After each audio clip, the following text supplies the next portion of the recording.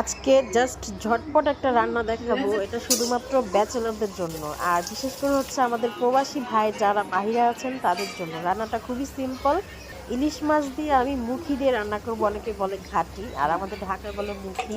এটাতে জাস্ট হলুদের গুঁড়া, মরিচের গুঁড়া, লবণ আর যেই রকম আর কি সিম্পল মশলা আছে এগুলা দিয়ে মাছটাকে কষিয়ে নিব।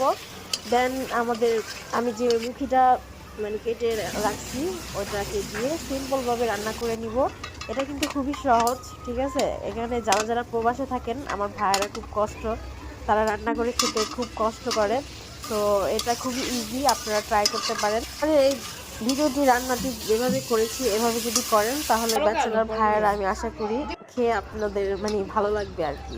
তো গাইস, আজকে এই পর্যন্তই। আল্লাহ হাফেজ, সকলে ভালো থাকবেন।